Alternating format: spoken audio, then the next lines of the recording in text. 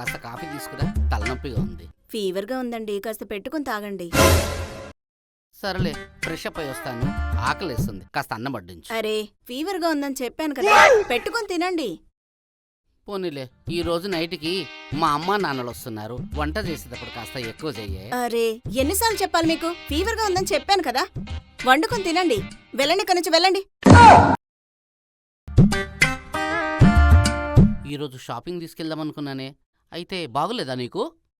Fever అన్నావుగా. మీరు shopping అన్నారుగా.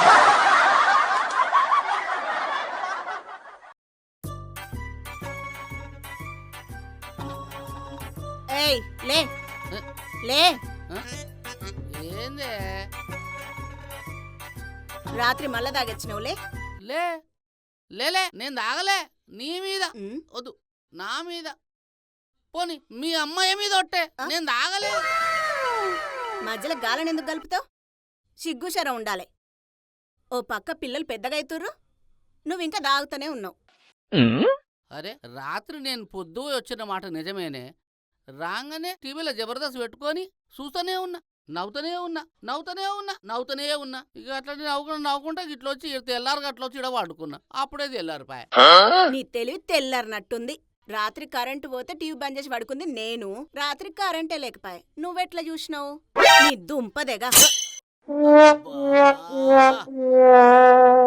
Bye నాన్న, బాయ్.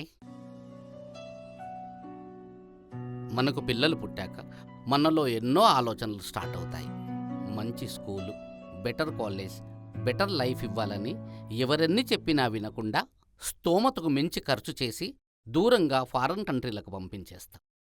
తల్లేమో, ఏమండి మన పిల్లల్ని అంత దూరం పంపించడం అవసరమా అంటే, తండ్రేమో, మనలా వాళ్ళ భవిష్యత్తు ఉండకూడదే, అక్కడ మంచి ఉద్యోగం, లక్షల్లో జీతం, అయినా వెళ్ళినవాడక్కడే ఉంటాడా, మళ్ళీ తిరిగొస్తాడుగా అని సర్ది చెప్పి పంపిస్తుంటారు. తీరా అక్కడికి వెళ్ళాక పరిస్థితుల ప్రభావమో మనిషి నైజమో తెలియదు గాని తల్లిదండ్రుల్ని పట్టించుకోకపోవడం, ఫోన్ చేస్తే బిజీ నాన్న మళ్ళీ చేస్తా అని పొడిపొడిగా మాట్లాడడం, తల్లిదండ్రులు తమ పిల్లల భవిష్యత్తు బాగుండాలని తిరిగి వచ్చేంత దూరమే పంపిస్తున్నాము కదా అనుకుంటారు. కానీ తల్లిదండ్రికి పిల్లలకి మధ్య మాట్లాడలేను, బిజీ అనుకునేంత దూరం పెరిగిపోతుందని వాళ్ళకి అప్పుడు తెలియదు. ఇంతకీ తప్పెవరిది? అడగకుండానే అన్నీ ఇచ్చి పిల్లలని ఫారెన్ కంట్రీకి పంపించిన తల్లిదండ్రులదా? అన్నీ ఇచ్చిన తల్లిదండ్రులకి టైం కూడా ఇవ్వలేని పిల్లలదా? ఓకే అమ్మా, మేము వస్తాము. ఏమండి? ఏంటి బంగారము? అమ్మ వాళ్ళు ఫోన్ చేసిర్రు, తమ్ముని కుదిరి ఫంక్షన్ చేస్తుర్రంట, మనల్ని రమ్మన్నారు.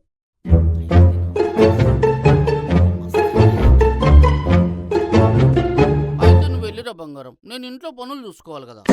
మా అమ్మ మరీ చెప్పిందండి, పెద్దళ్ళు రాకపోతే ఫంక్షనే చెయ్యనంది. నువ్వు రాకపోయినా పర్వాలేదు, అల్లుని మాత్రం పంపించమంది. ఏమిటి, నేను రాకపోతే అత్తగారు ఫంక్షనే చేయనని చెప్పిందా? మా అత్తగారికి నేనంటే ఎంత అభిమానమో. అయితే ఖచ్చితంగా వెళ్ళాల్సిందే, పోదాం పదా. నీ బొందేం కాదు, వంటలోడు లాస్ట్ మూమెంట్ లో హ్యాండ్ ఇచ్చిండు, నువ్వే వంట చెయ్యాలి, అందుకే రమ్మంటుంది.